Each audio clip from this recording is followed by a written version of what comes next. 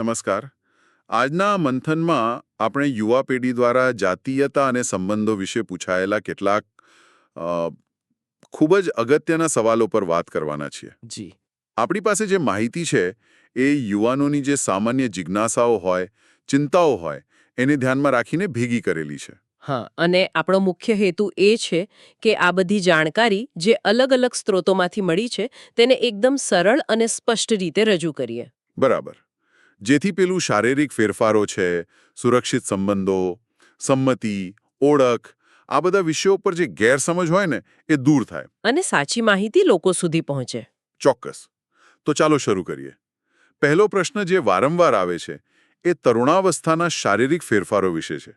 ઘણા યુવાનો પૂછે છે કે આ ઉંમરે શરીરમાં અચાનક આટલા બધા ફેરફાર થાય છે, જેમ કે છોકરીઓમાં માસિક શરૂ થવું કે છોકરાઓનો અવાજ બદલાવો. શું આ બધું ખરેખર નોર્મલ છે કે પછી ચિંતા કરવા જેવું છે? આ બહુ જ કોમન સવાલ છે. અને જુઓ, આપણા સ્ત્રોતો એકદમ સ્પષ્ટ કહે છે કે તરુણાવસ્થા એટલે કે પ્યુબર્ટી એ જીવનનો એક કુદરતી તબક્કો છે. આ કોઈ બીમારી નથી. બરાબર? આ તો શારીરિક અને જાતીય વિકાસની એક પ્રોસેસ છે. ઓકે. છોકરીઓમાં સામાન્ય રીતે 8 થી 13 વર્ષની આસપાસ શરૂ થાય અને છોકરાઓમાં 9 થી 14. પણ આમાં થોડો ફેરફાર હોઈ શકે છે દરેક માટે. એટલે વ્યક્તિએ અલગ હોઈ શકે. હા, બિલકુલ. મુખ્ય વાત એ છે કે આ જે ફેરફારો દેખાય છે ને એ જાતીય પરિપક્વતા તરફનું એક પગલું છે. એટલે કે પેલું સ્તનોનો વિકાસ થવો, માસિક આવવું, કે પછી છોકરાઓમાં અવાજ ઘેરો થવો, દાઢી મૂંછ આવવી શરૂ થવી, આ બધું તમે કહો છો એમ અપેક્ષિત જ ગણાય? એકદમ. છોકરીઓમાં સ્તનોનો વિકાસ, હિપ્સ પહોળા થવા, પ્યુબિક હેર આવવા, માસિક ધર્મની શરૂઆત, ઊંચાઈ વધવી, સ્કિન ઓઇલી થવી, ખીલ થવા, આ બધું. અને છોકરાઓમાં પેલો ટેસ્ટોસ્ટેરોન હોર્મોન હોય એના લીધે અવાજ ભારે થાય, જનનાંગોનો વિકાસ થાય, ચહેરા પર શરીર પર વાળ ઉગે, મસલ્સ બને, ઊંચાઈ ફટાફટ વધે. હમ. આ બધા સંકેતો છે કે શરીર હવે પ્રજનન માટે તૈયાર થઈ રહ્યું છે. ઓકે. આ જાણીને થોડી રાહત થાય. પણ ઘણીવાર એવું બને છે કે આ શારીરિક ફેરફારો સાથે મૂડ સ્વિંગ્સ પણ બહુ થાય. એનું શું? એ પણ સામાન્ય ગણાય? હા, એ પણ એક મુદ્દો છે. શારીરિક ફેરફારોની સાથે સાથે ભાવનાત્મક ઉતાર ચઢાવ એટલે કે મૂડ સ્વિંગ્સ એ પણ આ ઉંમરમાં ખૂબ સામાન્ય છે. હોર્મોન્સમાં જે ફેરફાર થાય ને એ આના માટે જવાબદાર હોય છે. અને ડોક્ટર પાસે ક્યારે જવું જોઈએ? મતલબ, ક્યારે ચિંતા કરવી?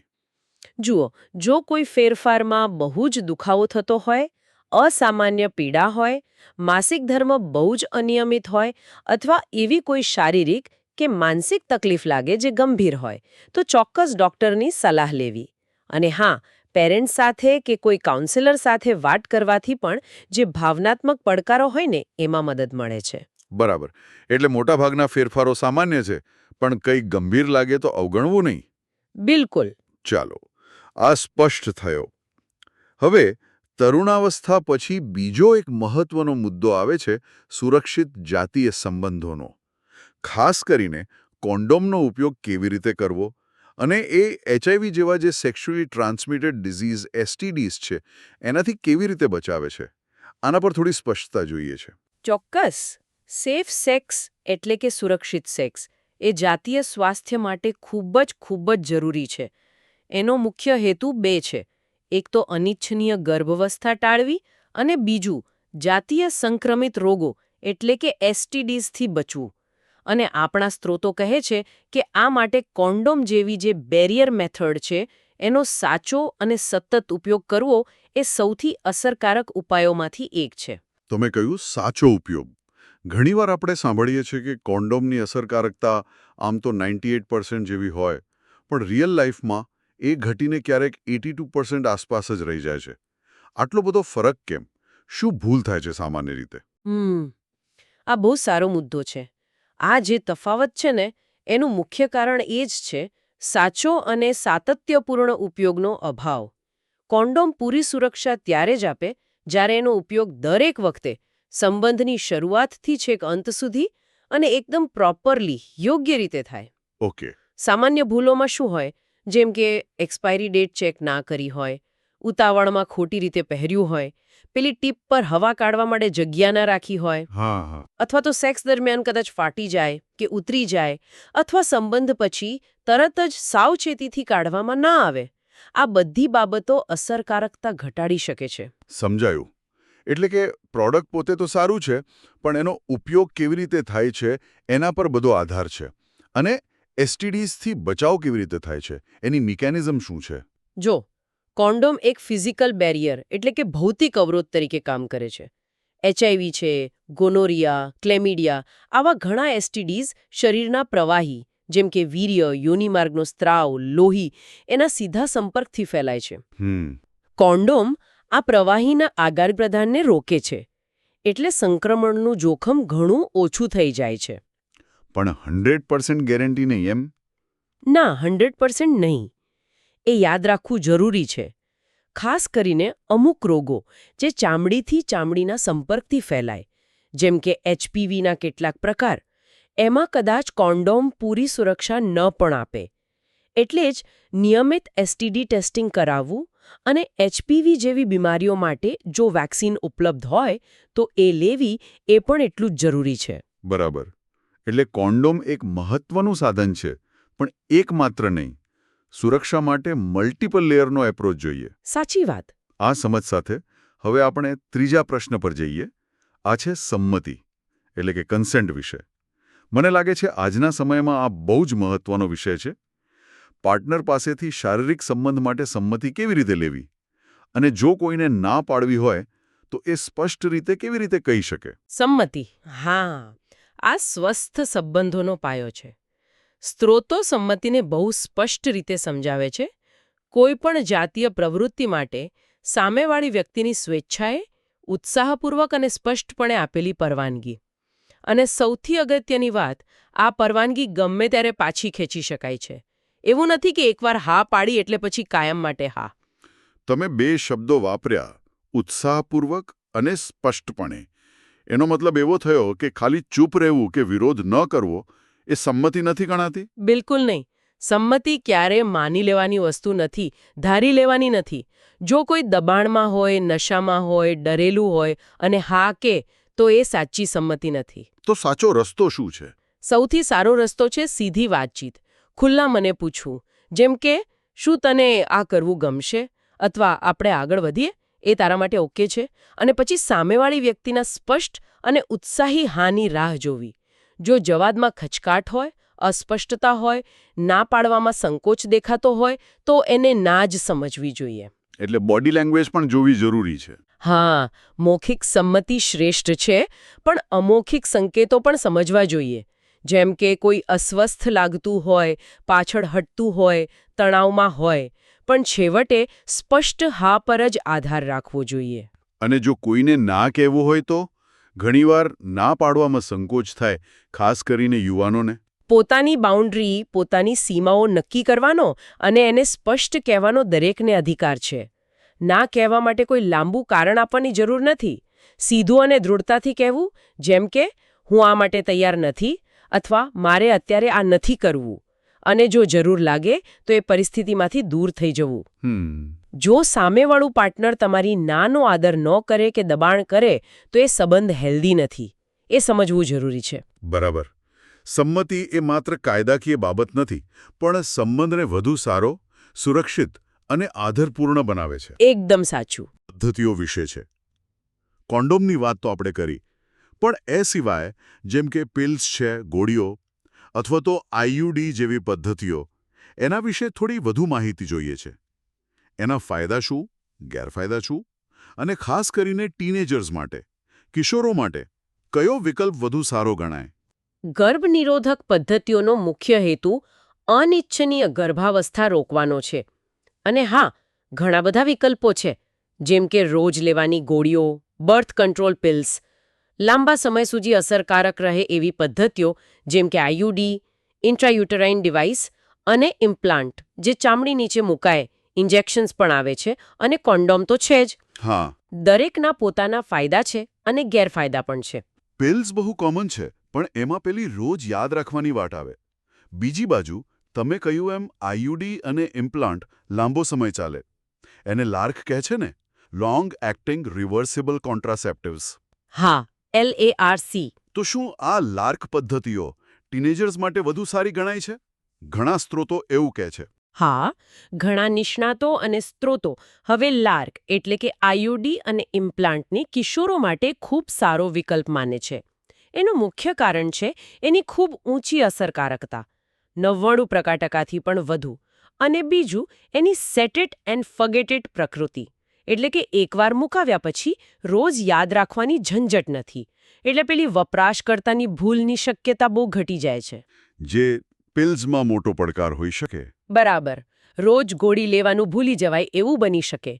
લાર્કમાં એ ચિંતા નથી. તો મુખ્ય ફાયદો વિશ્વસનીયતા અને સરળતા છે. પણ એની કોઈ આડઅસરો કે ગેરફાયદા, જેમ કે આઈયુડી મુકાવવામાં તકલીફ થાય એવું સાંભળ્યું છે. હા, લાર્ક પદ્ધતિઓ સામાન્ય રીતે ખૂબ સુરક્ષિત છે, પણ કેટલીક બાબતો ધ્યાનમાં રાખવા જેવી છે. જેમ કે આઈયુડી મુકાવતી વખતે થોડો દુખાવો કે અગવડતા થઈ શકે છે, અને શરૂઆતના મહિનાઓમાં માસિક સ્ત્રાવમાં થોડો ફેરફાર આવી શકે છે, જેમ કે વધુ બ્લીડિંગ કે અનિયમિતતા.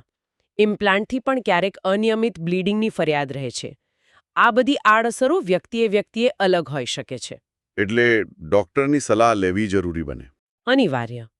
કોઈ પણ ગર્ભનિરોધક પદ્ધતિ શરૂ કરતા પહેલા ડોક્ટર સાથે વિગતવાર વાત કરવી જ જોઈએ. તેઓ તમારો મેડિકલ હિસ્ટ્રી જોઈને, તમારી જરૂરિયાત સમજીને સૌથી યોગ્ય સલાહ આપી શકે. અને પેલી વાત ફરી યાદ કરવી જરૂરી છે કે કોન્ડોમ સિવાય આમાંથી મોટા ભાગની પદ્ધતિઓ એસટીડીઝ સામે રક્ષણ નથી આપતી, ખરું ને? બિલકુલ સાચી વાત.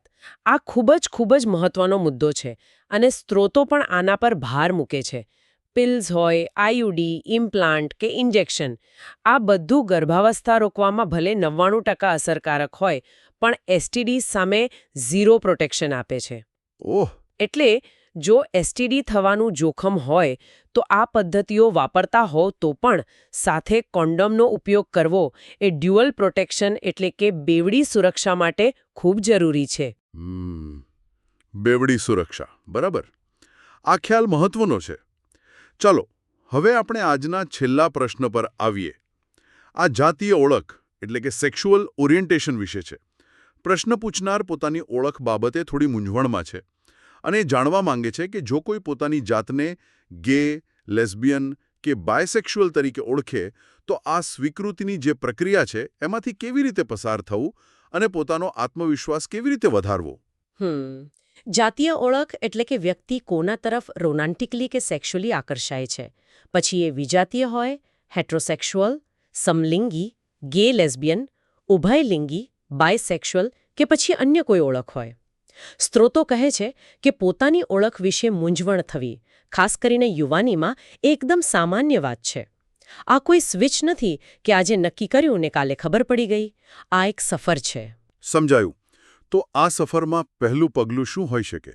કોઈ ક્યાંથી શરૂઆત કરે? પહેલું અને સૌથી મહત્વનું પગલું છે પોતાની લાગણીઓ અને આકર્ષણોને સમજવાનો પ્રયાસ કરવો. એને નકાર્યા વગર એને સ્વીકારવાનો પ્રયાસ કરવો. એ સમજવું કે તમારી જે પણ લાગણીઓ છે, જે પણ ઓળખ છે, એ માન્ય છે, વેલિડ છે. એમાં કશું ખોટું નથી, કશું અકુદરતી નથી. પણ ઘણીવાર સમાજનો ડર હોય કે પોતાની અંદર જ એક સંઘર્ષ ચાલતો હોય છે. હા, એને ઇન્ટરનલાઇઝ્ડ હોમોફોબિયા કહેવાય. એટલે કે સમાજની નકારાત્મક માન્યતાઓને આપણે પોતે જ સાચી માની લઈએ અને પોતાની ઓળખ પ્રત્યે નેગેટિવ ફીલ કરીએ. એને ઓળખવો અને એને પડકારવો બહુ જરૂરી છે. અને આત્મવિશ્વાસ વધારવા માટે અને પોતાની જાતને સ્વીકારવા માટે સ્ત્રોતો શું સલાહ આપે છે? કેટલાક નક્કર ઉપાયો છે જે મદદ કરી શકે છે. એક તો સપોર્ટ સિસ્ટમ બનાવવી. LGBTQ+ કમ્યુનિટીના લોકો સાથે જોડાવવું. પછી ભલે ઓનલાઈન હોય કે ઓફલાઈન. સપોર્ટ ગ્રુપ્સ હોય. જ્યારે તમે એવા લોકોને મળો જેમના અનુભવો તમારા જેવા જ છે, ત્યારે એકલતા ઘટે છે. હા, એનાથી ફરક પડે. બીજું, વિશ્વાસુ લોકો સાથે વાત કરવી. એવા મિત્રો, પરિવારના સભ્યો કે પછી કોઈ પ્રોફેશનલ કાઉન્સલર કે થેરેપિસ્ટ જેમની સાથે તમે ખુલીને વાત કરી શકો. ત્રીજું, પોઝિટિવ અફર્મેશન્સ. પોતાની જાતને હકારાત્મક વાતો કહેવી. જેમ કે હું જેવો છું, જેવી છું, તેમ બરાબર છું. હું મારી જાતને પ્રેમ કરું છું. અને જાણકારી મેળવવી. ચોક્કસ. LGBTQ+ સમુદાય, એનો ઇતિહાસ, સંસ્કૃતિ વિશે વાંચવું, જાણવું. એવી ફિલ્મો જોવી, પુસ્તકો વાંચવા, જેમાં પોઝિટિવ અને વાસ્તવિક રજૂઆત હોય. મુખ્ય વાત એ છે કે આખી પ્રક્રિયામાં સમય લાગી શકે છે. ઉતાવળ કરવાની જરૂર નથી. અને જો બહુ વધારે સંઘર્ષ લાગતો હોય તો પ્રોફેશનલ હેલ્પ લેવામાં બિલકુલ સંકોચ ન કરવો જોઈએ. બરાબર. પોતાની ઓળખને સમજવી અને સ્વીકારવી એ ખરેખર એક અંગત સફર છે અને એમાં સપોર્ટ કેટલો જરૂરી છે એ વાત સ્પષ્ટ થઈ. તો આજે આપણે યુવા પેઢીના મનમાં ઉઠતા કેટલાક બહુ જ અગત્યના સવાલો પર સ્ત્રોતોના આધારે ઊંડાણપૂર્વક વાત કરી. તરુણાવસ્થાના ફેરફારોથી શરૂ કરીને સુરક્ષિત સેક્સ, કોન્ડોમનો સાચો ઉપયોગ, સંમતિનું શું મહત્વ છે, ગર્ભનિરોધકના કયા વિકલ્પો છે, ખાસ કરીને LRC વિશે વાત કરી, અને છેલ્લે જાતીય ઓળખની સ્વીકૃતિ અને આત્મવિશ્વાસ સુધી. હા, અને આ ચર્ચા પરથી એક વાત ફરી સ્પષ્ટ થાય છે કે આ બધા વિષયો પર સાચી અને સચોટ માહિતી હોવી કેટલી જરૂરી છે અને ખુલ્લો સંવાદ થવો કેટલો જરૂરી છે. જાણકારીનો અભાવ હોય ને તો ગેરસમજ થાય, જોખમી વર્તન થાય, એટલે શરમ કે સંકોચ રાખ્યા વગર પ્રશ્નો પૂછવા. અને જરૂર પડે તો ડોક્ટર કે કાઉન્સિલર જેવા પ્રોફેશનલ્સની મદદ લેવી એ ખૂબ સમજદારીભર્યું પગલું છે. જાણકારી હશે તો જ સારા અને સુરક્ષિત નિર્ણયો લઈ શકાશે. અને અંતે શ્રોતાઓ માટે એક વિચાર સાથે આપણે આજની ચર્ચા પૂરી કરીએ. આપણે આજે જે વાત કરી એ મોટે ભાગે વ્યક્તિગત પ્રશ્નો અને એના તથ્ય આધારિત જવાબો પર હતી. પણ આપણે એ પણ વિચારવું રહ્યું કે આપણો સમાજ, આપણી સંસ્કૃતિ, આ વિષયો સાથે જોડાયેલા જે ટેબૂઝ છે, જે સામાજિક માન્યતાઓ છે, એ યુવાનો આ વિષયોને કેવી રીતે જુએ છે, કેવી રીતે અનુભવે છે, એમની સમજણ અને લાગણીઓ પર કેવી અસર કરતી હશે. આ એક એવો મુદ્દો છે જે કદાચ આપણા સ્ત્રોતોમાં સીધો ન પણ હોય, પણ આપણા સામાજિક સંદર્ભને સમજવો અને એના પર વિચાર કરવો પણ એટલો જ મહત્વનો બની રહે છે. ખરું ને?